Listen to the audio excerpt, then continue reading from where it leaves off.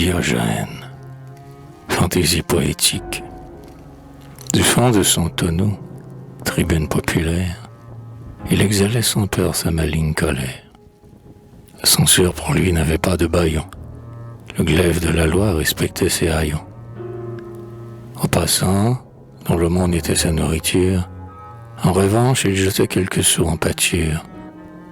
Pour enivrer le peuple et consoler ses maux, comme un vin pur, Satan épanchait les bons mots.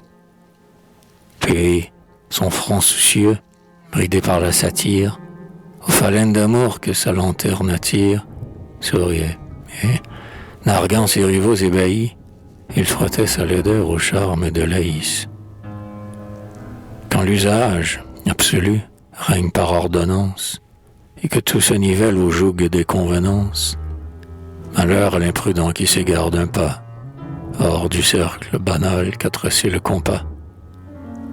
Devant des gueux, dorés de titres et de grades, s'il ose effrontément huer leur mascarade, la foule du lépreux s'écarte avec effroi. C'est un cynique.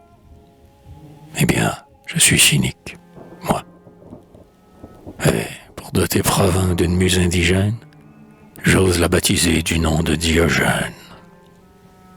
Ouais, ce droit m'appartient, moi qui roule tout vent, comme lui son tonneau, mes pénates mouvants.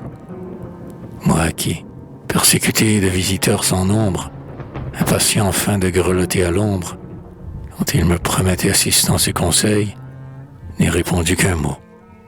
Garde mon soleil. Pour être, jeune encore, vieux au métier de sage, il m'a fallu subir un rude apprentissage. Comme Barthélemy, rhapsode marseillais, dont la voix m'a troublé lorsque je sommeillais, dans la brise soufflant de la Grèce ou de Rome, je n'ai point respiré de poétique arôme.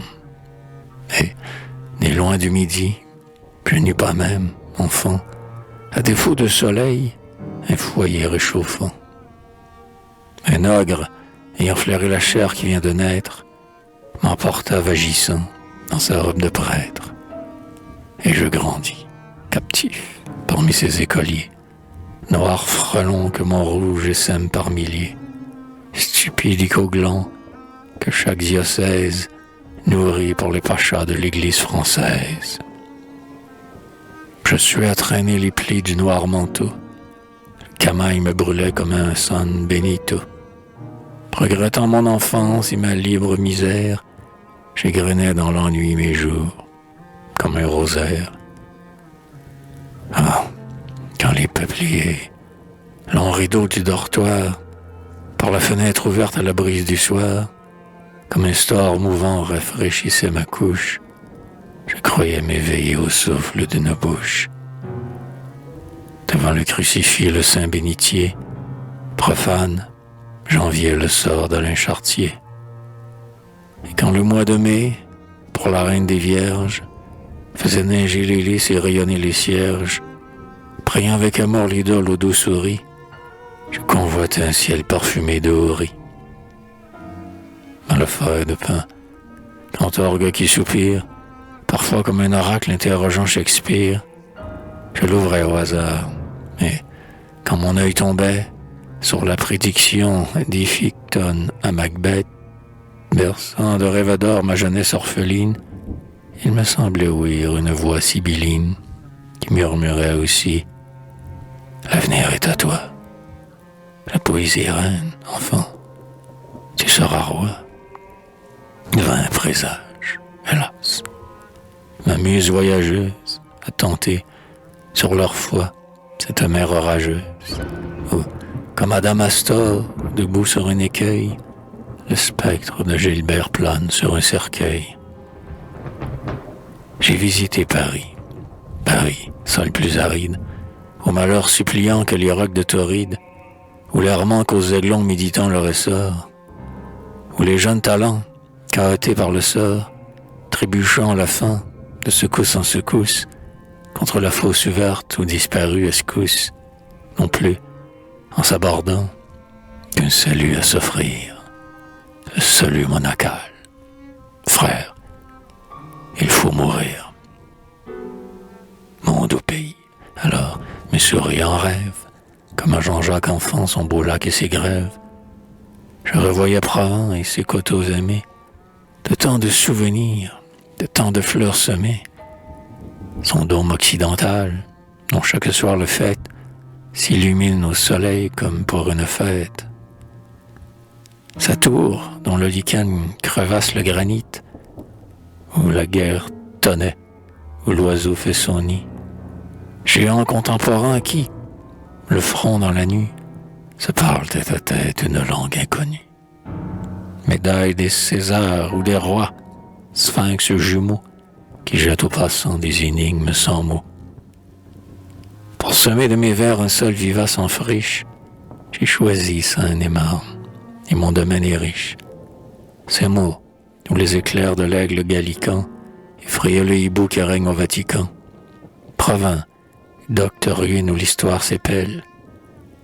La cité d'Amiot, veuve de la Chapelle. Fontainebleau, qui dort à l'ombre de ses bois, où ne résonnent plus le corps et les abois, et montre avec orgueil, dans ses cours féodales, le pied de l'empereur imprimé sur les dalles. Sur les parties heurtées, j'aurai les yeux ouverts, et leur choc trouvera de l'écho dans mes vers. La marotte n'est pas mon attribut unique, je mentirai souvent mon titre cynique. Souvent j'exhumerai quelques vieux fabliaux, mon journal poétique, au dernier folio. Pour le lecteur suant d'une longue tirade, sèmera des couplets, en guise de charade. Mais, épique ou badin, mon vers précipité chantera toujours Dieu, l'amour, la liberté. La liberté surtout, ce nom plein d'harmonie, sur mes lèvres de feu n'est pas une ironie, car je l'ai confessé, non tout bas, à huis clos, dans les refrains qu'on jette à des murs sans écho. Non comme l'orateur du banquet populaire, dont la flamme du punch attise la colère, comme un bouffon de club dans ses parades, non, mais les pieds dans le sang, en face du canon, quand une diète armée, en 3 jours de séance, sous les poignards d'un roi, votait sa déchéance. Quand, pour sauver l'État et changer son destin, des balles remplaçaient les boules du scrutin, et que, de tous côtés, les villes du royaume envoyaient des élus à ce grand jeu de paume. Pour mes concitoyens, j'opinais sans mandat, et Provins est aussi son député soldat. Pour glaner des sujets, si nos temps sont arides, ma muse fouillera dans les éphémérides. Sur chaque anniversaire, ou de joie ou de deuil, je trouverai le temps de glisser un coup d'œil.